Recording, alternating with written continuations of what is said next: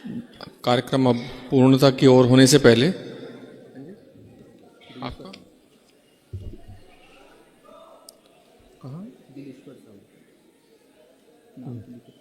हमारे बीच में दिलीश्वर साहू जी भी हैं। समय थोड़ा कम है, मैं कहूँगा थोड़ा संक्षिप्त में आप बताएं जी।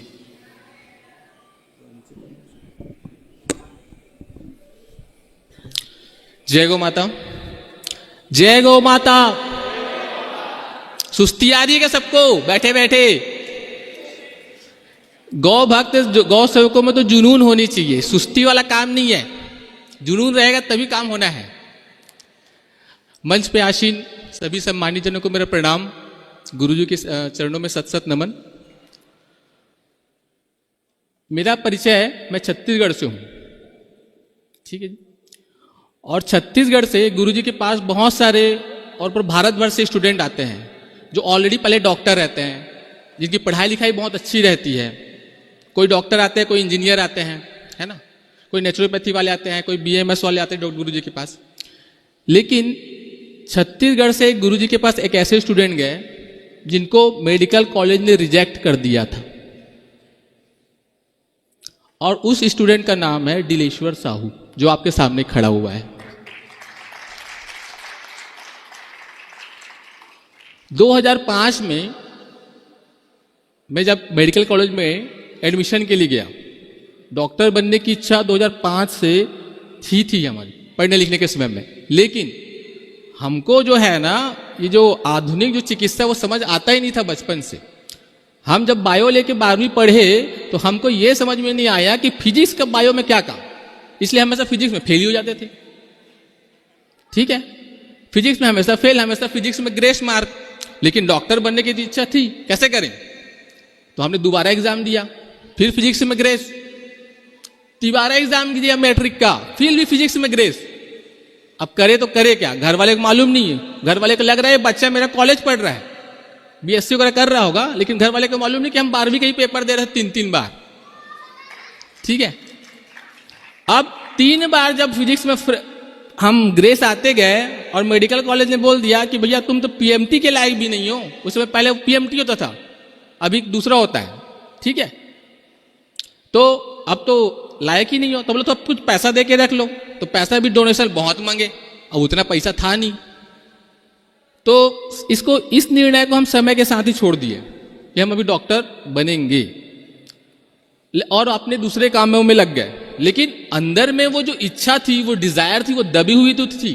तो हम ऐसा ढूंढते रहते थे कि कुछ ऐसा प्लेटफॉर्म मिले जहां पे अपनी प्रतिभा को, अपने हुनर को और अपने अंदर जो काम करने की जो दिली इच्छा है उसको पूर्ण करने का एक मौका मिले। तो ऐसे ढूंढते ढूंढते ढूंढते हमको 17 से 18 साल लगे, और 2019 में हमने पंचगव्य विद्यापीठम का रास्ता चुना। ये 18 साल की खोज के बाद हमको 2019 में पंचगव्य विद्यापीठम की जानकारी मिली कि यहाँ पे हम जाके डॉक्टर बन सकते हैं। हम तो दिल से बहुत खुश हो गए थे, और हमने जाके चेन्नई में पढ़ाई की। और वो 2019 का दिन है और आज का दिन है। जिन मेडिकल कॉलेजों ने हमको रिजेक्ट किया था कि आप डॉक्टर बनने लायक नहीं हो, आपके नंबर कम आते हैं, उस मेडिकल कॉलेज के अधिकांश डायरेक्टर की चिकित्सा मैं करता हूं। उसके 4 से 5 डायरेक्टर मेरे पास आके चिकित्सा लेते हैं। तो एक पत्थर को जो गुरुजी ने तराशा है वो आज आपके मंच के सामने है।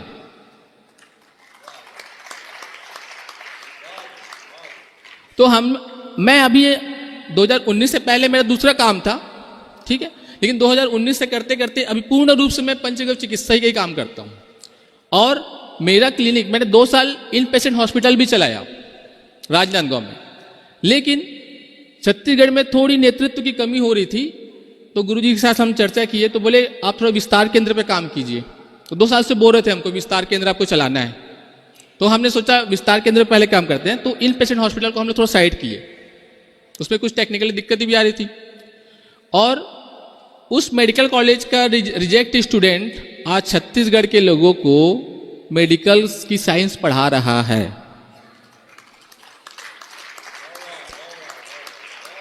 तो ये होती है हमारी पारंपरिक चिकित्सा।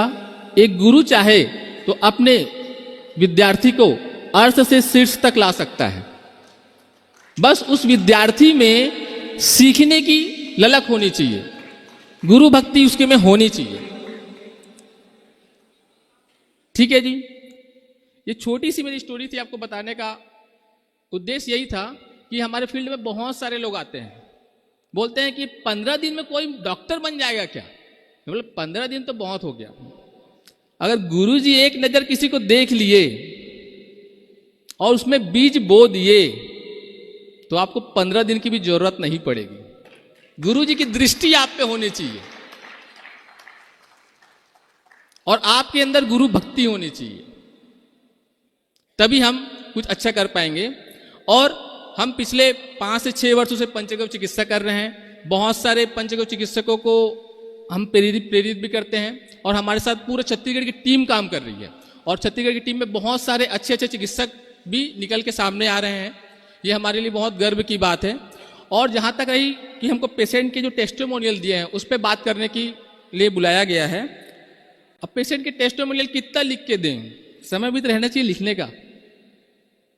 हमने इस 5 सालों में कम से कम 1,500 से ऊपर पेशेंट देख डाले हैं, कितने का लिखेंगे?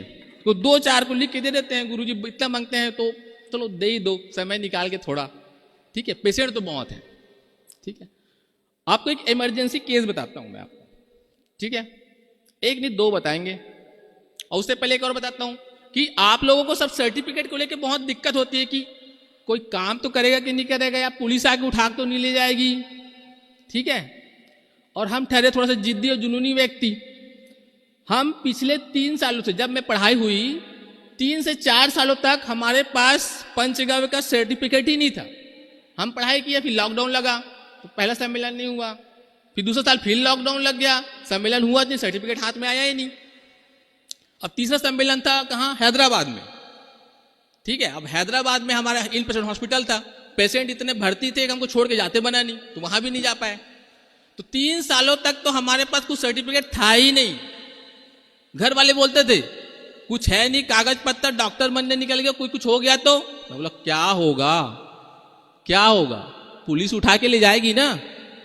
तो हमारा काम चिकित्सा करना है, जेल में बैठ के चिकित्सा कर लेंगे, कोई दिक्कत है क्या? काम तो चिकित्सा ही करना है, चाहे अंदर करे चाहे बाहर करे, कोई दिक्कत तो है ही नहीं इसमें।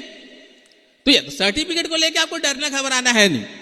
गुरुजी बोल दिए पारंपरिक चिकित्सा आप कर सकते हो तो कर लो, बस उसमें ई फॉर बट की बात ही नहीं आती। ठीक है जी, तो निडर होके काम करना है। दूसरी बात यह है कि चलो एक छोटा टेस्टिमोनियल बता देता हूँ। नहीं, गुरुजी बोलेंगे कि जिस चीज के लिए बुलाया वो तो बोल नहीं रहा है लड़का, और दुनिया भर का सब बोलते जा रहा है। पेशेंट के बारे में हमने बहुत ज्यादा, मेरा पूरा इंटर्नशिप जो है ना, हम 1 साल की पढ़ाई करते हैं, फिर इंटर्नशिप होता है हम लोग 1 साल का। पूरा इंटर्नशिप सिर्फ और सिर्फ ऐसे पेशेंट में हुए जो फेलियर के कंडीशन में है। कोई लीवर वाला आया फेलियर, 15-20 दिन का समय है उसके पास। कोई किडनी वाला आया फेलियर, 15-20 दिन का समय है उसके पास। ऐसे मतलब वो अबक तबक कब्र में उसके एक पैर हैं, वैसे पेशेंट आए। और मैं शुरुआत से ही वैसे ही पेशेंट हैंडल करते करते सीखा हूं। बुखार के पेशेंट बहुत कम हैंडल किया हूं मैं। ठीक है, ऐसे ही पेशेंट हैंडल करते करते हमने इस पंचगव्य चिकित्सा को सीखा, अपने इंटर्नशिप कंप्लीट किया, और ये करते करते हमको आज 6 साल हो गया। हमारे पास एक पैसे पेशेंट आए, अचानक मैं बैठा हुआ था दुकान में, अचानक से फोन आया कि मेरी पत्नी को ना सीने में बहुत तेजी से दर्द हो रहा है। तो मैं बोला आसपास में कोई डॉक्टर होगे, बुला लो यार उसको। अब तत्कालिक है, एकदम इमरजेंसी केस, कैसे हैंडल करेंगे? नहीं, वो बाजू वाले डॉक्टर को बुलाया तो बोले कि उसको ना हॉस्पिटल ले जाना पड़ेगा, ये मेरे हाथ में नहीं है। तो मैं बोला रुको। अब वो मेरे पास से कुछ पंचगव्य की दवाई ले जाते रहता था। ठीक है, अब हम गए वहां पर तो देखिए उसकी वाइफ बेड में एकदम से तड़प रही थी, बात करने की कंडीशन में नहीं थी वो। तो हमको समझ में आ गया। ठीक है, एक होता है हार्ट अटैक, अलग होता है। ठीक है ना, उसको बोलते हैं कार्डियक अरेस्ट, उसमें कुछ ही समय रहता है आपके पास। और दूसरा होती है उसमें भी जितना हार्ट अटैक में दर्द होता है ना, उतना इसमें भी दर्द होता है, जो पेट का गैस सीने में चढ़ जाता है, नसें ब्लॉकेज होने लग जाती है। ठीक है, तो ये तो मैं समझ गया, ये तो केस अपन ले सकते हैं, है ना, लग रहा है इमरजेंसी, लेकिन हमारे लिए नहीं है। तो हमारे पास गुरुजी ने एक औषधि बताई थी ठीक है, कोरोना में एक औषधि बनाने के लिए, जिसको C90 अर्क हम लोग नाम दिए। अब उसके पास में देखा, हम तो ऐसे चले गए तो उसके पास, हमारे पास कुछ औषधि थी भी नहीं, तो हमने क्या किया, मैं बोला आपके जो औषधि दिया था ना पंचगव्य की, पूरे के लाओ, क्या क्या रखा है आपके पास। तो मैंने उसके मुंह में वो कोरोना का जो अर्क है हम लोग जो बनाए थे कोरोना काल में, वो रखा हुआ था, उसका 40 ml निकाल के सीधा मुंह खोला, उसके मुंह में डाल दिया। ठीक है, और ये तुक्काबाजी नहीं था ना, हमको मालूम है काम कैसे करेगा। हमको उस टाइम तीव्र और उष्ण औषधि देनी रहती है, जो शरीर में जाके थोड़ा हलचल मचाए। तो हमारे पास थी वैसी औषधि, हमने दे दिया। सिर्फ और सिर्फ 10 मिनट में वो लेडीज उठ के बैठी। 10 मिनट बैठने के बाद वो हमसे 1 घंटा तक बात की। अब हम सोच रहे थे कि वहां से उठ के कैसे आए। तो ये रिजल्ट आता है आपके अनुभव से कि आप किस टाइप से चिकित्सा करते हैं। तो इस तरह से बहुत सैकड़ों हमारे पास केस आते रहते हैं और ठीक होते रहते हैं।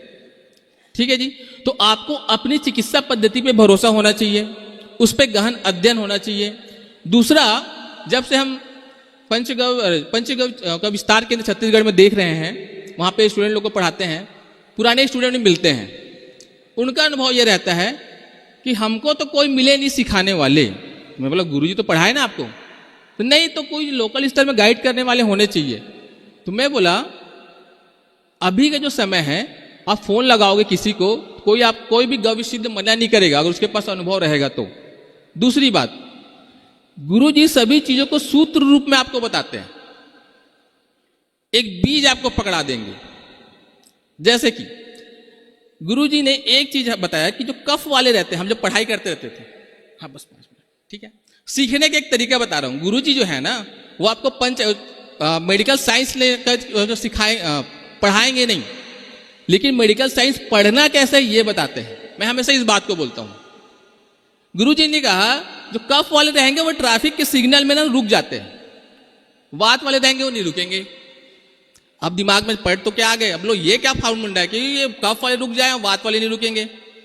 अब उस पर अध्ययन करते करते करते हमने पूरा वात पित्त कफ समझा, उसमें करेक्टरिस्टिक्स ये समझा। आज के समय में कंडीशन ये है, गुरुजी ने पिछले बार वहां कहा था बेंगलोर में, आपका परीक्षण स्तर बहुत उच्च का होना चाहिए, है ना, नाड़ी से भी ऊंची जो स्तर होती है कि सामने पेशेंट बैठा है, आपको देख के बताना उसकी बीमारी क्या है। ठीक है, तो ये जो आई अनुभव वो कैसा आया कि हम जब गुरुजी के एक सूत्र को पकड़े कि ट्रैफिक पुलिस और कफ वाला वो वहां पे रुकेगा, अब इसका अध्ययन करने लग गए हम अपने से। ठीक है, अब इसका एक छोटा सा केस बताऊंगा और आपको अपनी वाणी को विराम दूंगा कि हमारे पास एक बार मैं जब शिविर लगाने गया तो एक टीआई आए, ठीक है, पुलिस वाले आए।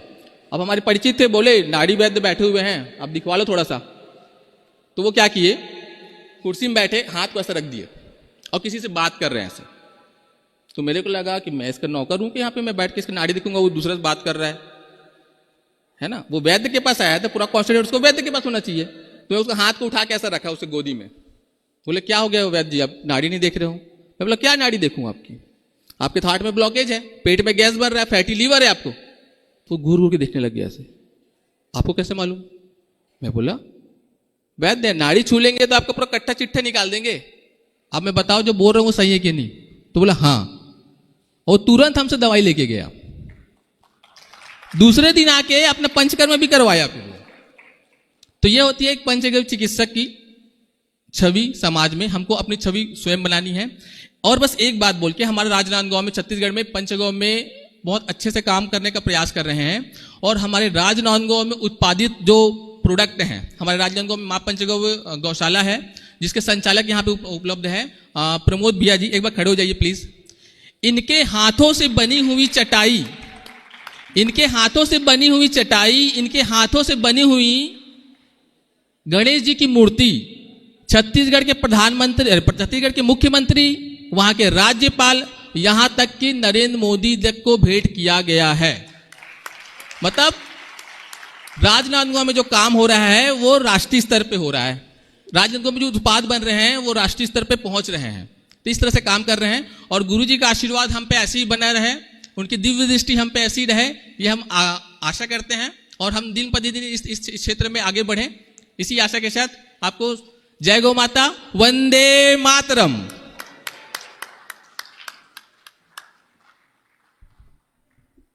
बहुत बहुत धन्यवाद दिलेश्वर साहू जी का, जोशीला अभिवादन उन्होंने दिया। मैं आग्रह करूंगा राजू